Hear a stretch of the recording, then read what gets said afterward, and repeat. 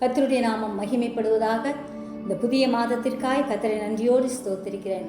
இந்த புதிய மாதத்திற்கான வாக்குத்தத்தம் ஏசாயா தீர்க்கதரிசியின் புஸ்தகம் 60வது அதிகாரம் 22வது வசனம்.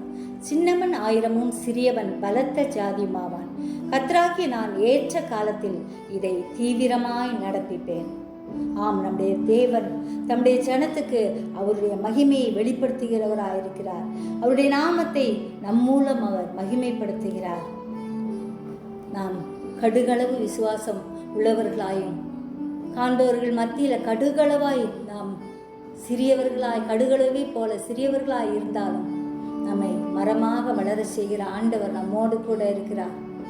அவருக்காக எழும்பி பிரகாசிக்கும்படியாய் அவருடைய நாமத்தை நாம் மகிமைப்படுத்தும்படியாய் இந்த நாட்களில் நம்மை பூரணமாய் ஆண்டவருடைய கரத்தில் ஒப்பு கொடுப்போம். சபையை ஆசீர்வதிக்கிற தேவன், விசுவாசிகளை ஆசீர்வதிக்கிற தேவன், ஊழியர்களை ஆசீர்வதிக்கிற தேவன், உயர்த்துகிற கர்த்தர் நம் மத்தியில் பெரியவராயிருக்கிறார். மனிதர்கள் பார்வையில் அற்பமாய் காணப்படலாம், தேவ பார்வையில் நாம் விசேஷித்தவர்கள் என்பதை மறந்து விடாதபடி ஆண்டவருக்காய் வாழ்வோம். கர்த்தர் நம் ஒவ்வொருவரையும் அவர் ஆசீர்வதிப்பார். எழும்பி பிரகாசிப்போம், இயேசுவை பிரதிபலிப்போம்.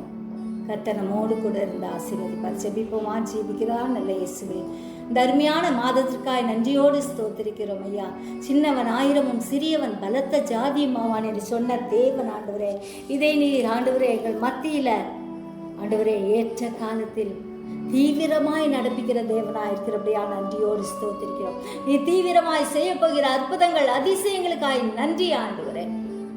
சிறியோர் முதல் பெரியோர் வரை ஒவ்வொருவரையும் ஆசீர்வதிங்க, பாதுகாத்துக்குங்க, வேலி அடைங்க.